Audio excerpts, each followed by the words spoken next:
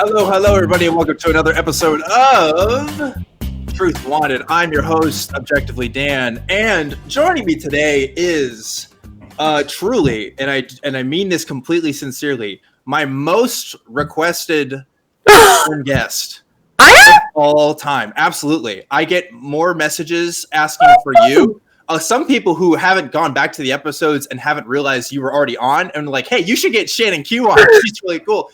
And so I was happy when I found out that you were interested in coming back on, and we're kind of doing a back-to-back thing. You had you on secular sexuality yesterday.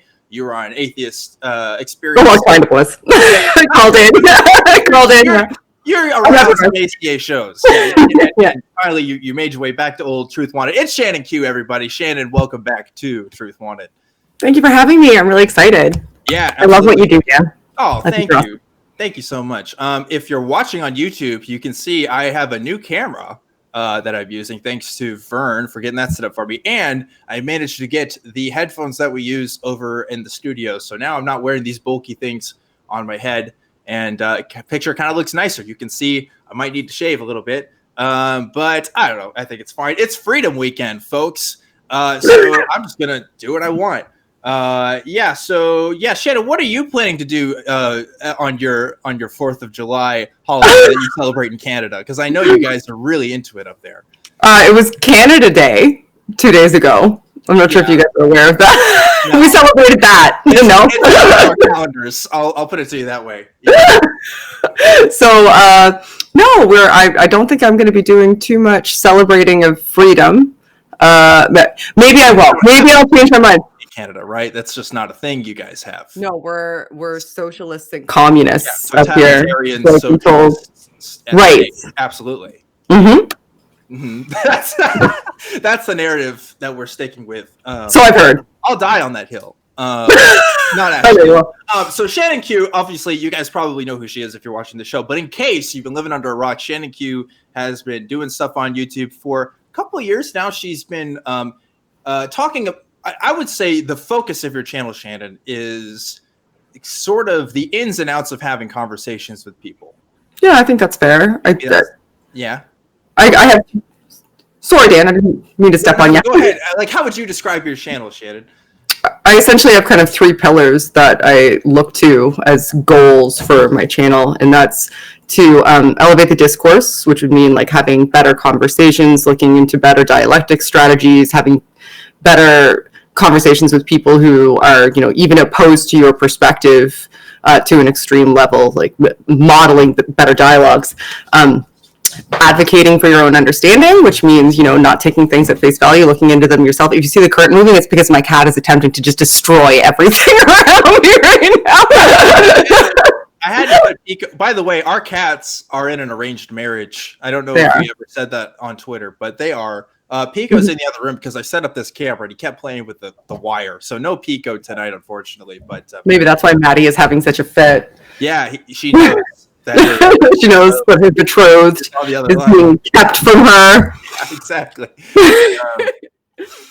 But yeah, the last pillar would be to try to be better, not the same, which more goes towards people tend to seek sort of retribution in instances where they feel harmed and to try to kind of seek the high road. So that's what I do over there. Yeah. And hopefully people like it. And I also talk about the intersection between psychology and faith and do some edited videos, but predominantly it's dialogues with people that I have over there. Right. And something I wanted to highlight is what's really great about your channel is, you're associated with the atheist community, but anybody I think can watch your channel, doesn't have to be an atheist, and really get something out of it, because your focus is primarily on just the base interactions people have and kind of encountering the deconstruction of ideas and like how to do that in a way that makes all parties involved, a better people by the end of it. Right.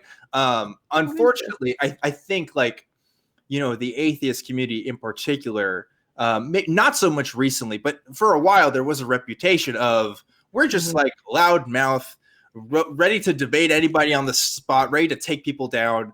And there's certainly people out there like that, doing that stuff today. And that's not to say that that's always a bad thing, but it is a bad thing sometimes. It's definitely not the best approach sometimes, I think, with some of the topics that we tend to talk about. So I like the idea of, again, elevating the discourse, right? That's kind of what you're all about. It's trying to figure out what's the best way to talk about some of these topics. What are people going through when they're thinking about these topics, and how to best approach that, right?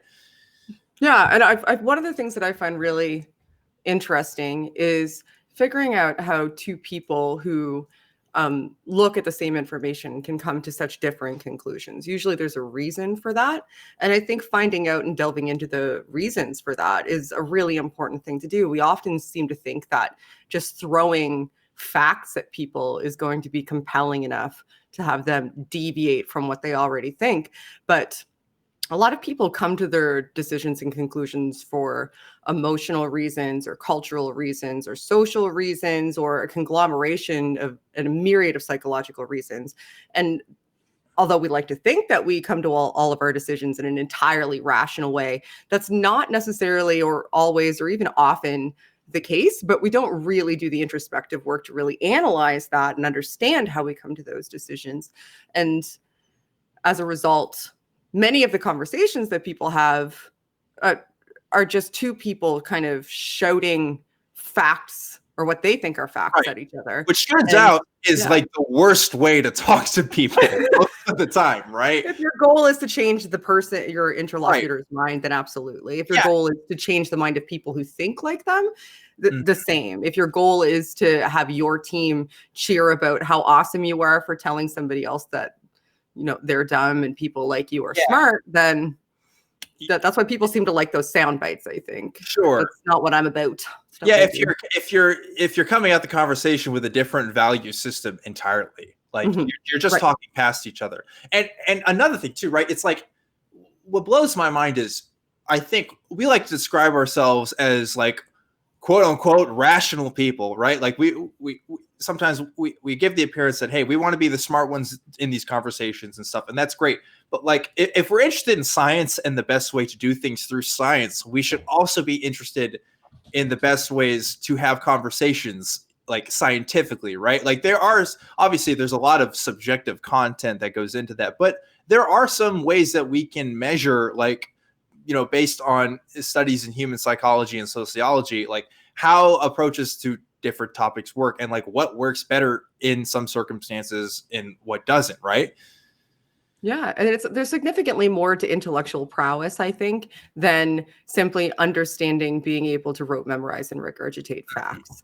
And one of the things that's really important that a lot of people underestimate is the understanding of how people operate in groups, how people operate in societies, and how that affects everything that pertains to you and everybody around you. People don't seem to put as much intellectual energy into understanding those dynamics as they do into understanding the external world. I think a lot of that has to do, like some of that I think does have to do with this sort of religious incantation that, we have a soul and that what constitutes us exists outside of the physical realm and can't be studied, perhaps. Some people maybe sort of see psychology as not as much of a physical science because you can't actually, pour things into test tubes and see what happens on a consistent basis. It's a little bit more meta than that. You need to be able to conduct a series of analysis and cross-compare things over time in order to get really like robust results through psychology and sociology and a lot of the social sciences. And it's just, I think, a general misunderstanding of how those sciences operate and the importance of them. Like, no matter what you do in your life, no matter what you pursue, it's almost 100% of the time going to involve other people. You're going to interact with other people. So it behooves you, especially in any goal that you have, to put some mental effort into understanding how people work, how they think, why they think, why you think the way that you do, even if you want to have a selfish perspective, why you think the way that you do is an important thing to analyze. And I'm glad to see more people kind of shifting towards an understanding of that perspective and the importance of that type of work and its general applications. So I appreciate you having me on and giving me the opportunity to. Absolutely. Yeah, for sure. I mean, you are someone I admire and I look up to, and I'm so glad I'm privileged to be friends with you. I really am. Oh, Dan, that's very sweet. Yeah, I'm just grateful to have you on. And obviously, like, again, it's not just me. Lots of people want to talk to you. So we'll get to some calls here in just a little bit. But I like the idea that you point out too about we're always talking to people. Like outside of natural disasters, we're not fighting demons here. It's always people that we're talking to. Now, sometimes people can be monsters, but like at the end of the day, like they are a person with emotions and they have the similar psychological processes, unless extremely abnormal. Most of us go through similar situations and respond in similar ways to similar things. And we can look at that. We can examine that. And I think we can find the best ways to talk about some of these things. Because, one of the questions I get asked a lot, Shannon, is how do I talk to somebody about X, right? How do I talk to somebody about this? And it's like, well, when you go to therapy, right? Like there's multiple different kinds of therapies, right? Like different therapists practice different things. And I think different people who look at this stuff might tell you different ways on how to approach it. But what's going to work best for you is really just going to be depending on your circumstances, really. I mean, there's no one size fit all way to really do this, which is why we really had to be very careful about how we approach it and just make sure that what we're doing is at least based on something, if not, completely out of the blue. Because I think most parenting for the vast majority of human history, for example, they weren't looking at books. Like they just kind of had to figure it out, and sometimes they may not have the best strategies for doing that. Same thing with human conversation, right? We've been having conversations with people since people could talk, but doing it right is really, really hard. And I don't always do it right. Me either. Yeah. So it's a process, and we may never be 100% right about it all the time. But there are still better. Some ways are better than others. I do think that's true, right? Yeah, and what you said about some people are just evil. I think no. Well, I don't think people are just evil. I do think that is that like, well, I didn't mean to imply that you think that they're just evil, or like that there's some people that, like at this point, at least in time, are demonstrating evil behaviors or evil thought processes. Sure. Even in those instances, those people, if you can at least have an understandable trajectory, and it's valuable to learn about that trajectory so you can prevent future people from following the same or a similar trajectory. Like, so even understanding and figuring out the best ways to reason with those people is valuable. And in this day and age, so many people don't understand the power that's in dialectic approaches, that's in an attempt to understand even people that you just vehemently disagree with.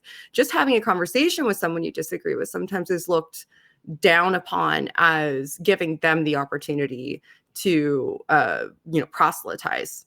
But that's not necessarily or always the case. If you're able to do it in a nuanced way and you understand the goals of the conversation or the dialogue, you can utilize that as an opportunity to demonstrate this individual's thought processes in a way that puts it up as a mirror to other people who may have had similar thought processes and didn't realize the faulty way that they managed to get there, the harm that pushed them in that direction, and allow them the opportunity to either heal or change that trajectory.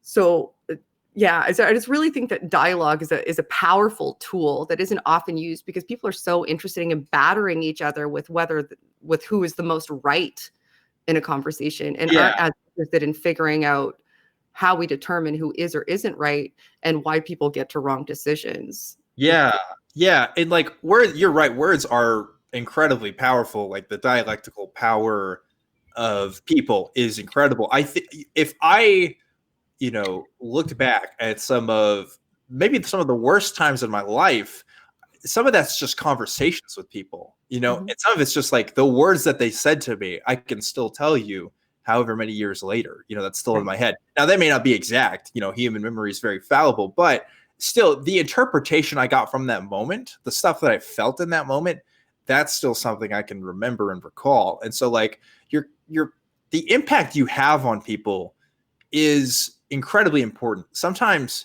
the content of your message doesn't matter as much as the way you're delivering that message. And something I say on here all the time is you can be right about something and you can still be, not the best at presenting it. or Yeah. you can be the best at presenting something and be wrong about something. And those are two different things, right? Just because you're right about something doesn't mean you're talking about it in the best way. So there's definitely, like I said, better ways than some other ways. And like, so, since we're talking about it, Shannon, like what are some of your favorite kind of methods to conversations with people? Like if I was to come to you and say, I'm interested in talking to you about, Christianity. I think it's pretty neat. And I think your kid should adopt it, Shannon. Why isn't your kid a Christian? I don't know. What would you say to that? Okay. One of the first things that I would say is to, as hard as it may be, work on not taking the things that the person is saying to you personally. Now, that's going to be contextual. It's going to depend on your pre-existing relationship with the person, the previous conversations. But if it's in a setting like this, for example, where people are calling in, they don't know me from Adam, I work very, very hard to not take it personally, because they're not attempting to make commentary on me. They're attempting to convince me of their perspective. And that it's sometimes different to separate that, because emotions happen to you. Yes. You don't get to choose which ones somebody elicits in you. Right. So but it's, I think, important advice to at least attempt to work on it, because what tends to escalate these conversations to the point that they can no longer be productive is turning the interactions emotional, and that happens quite frequently. And some people attempt to elicit that because they want to get a response from you, either to get out of the conversation or so that they can, have this sort of, prideful sort of feeling that they got to you. Not allowing people to have that from you, I think, is a really powerful tool. And being able to just push past the attempt to elicit that emotion and get to the core of what they're saying, then the person will start to feel listened to, which is, I think, the second bit of advice. Yes. If your goal is to actually kind of understand this person's perspective and be able to effectively communicate yours, you need to be able to listen to what they have to say and really actively attempt to understand it. Even if you don't like it, you need to attempt to understand it so that you can demonstrate to them through dialogue, either through mirroring, or one of the things that I frequently do is I say, okay, if I'm understanding correctly, this is what you're saying. And I get them to just affirm that I understood what they're saying before we can carry on, because that prevents us from talking past each other, because I'm talking about what I thought you were communicating and not what you were actually attempting to communicate. So those, I think, would be two general, I think, important pieces of advice. Easier said than done. Sure. I'm not always perfect at either. I have a temper. And I think some people also, I get comments that are like, "Oh, Dan, you're so patient and you're so great. Like you can, I could never do what you do." And it's like, no, you can do this. Like, it's not that I'm a monk and I don't experience emotions. It's just like sometimes you just have to put it in a box for a minute and just go at it the best that you can, because if I said the things that I want to say to some people sometimes, I don't think I'd have a show anymore, to be honest. I think I'd be gone a long time ago. Either. But yeah, it's like, or it'd be a very different show. Yeah, it'd be a very different audience. But I try to remind people it's a skill. Like, it's something you practice and you work on. It's not just something you're born with. It really isn't. No, yeah, so those are some great points. If you want to know some more points, you should definitely check out Shannon's channel, and she definitely has some more things to talk about. But I already know people want to talk to you, Shannon, so we'll jump right into calls here, if that's okay with you. Oh yeah, there's already calls waiting. Goodness. Yeah, before we get to calls, I'll do some quick plugs. If you want to become a member of the Truth Wanted YouTube channel, come on and join the channel. It's pretty cool. You get some emoticons for that and stuff. It's a good way to help out the show. Another way to help out the show is to donate on Patreon. And that's patreon.com/truthwanted. We really appreciate all the stuff that goes on there. And also, while we're doing this, there's some merch too as well that you should check out. I know I keep talking about the hoodies and it's July now, but maybe if you're exploring the Nova Scotian wilderness, and it is like 30 degrees here today. Damn. Yeah, if you want, well, that's Celsius. Don't confuse my listeners here. We speak Fahrenheit. Mercan. In this land. Hey, look, if if you want to show some bears, like, or some moose, like, who sent you? You know, get yourself some Truth Wanted swag. That's all I'm saying. So with that out of the way, let's go ahead.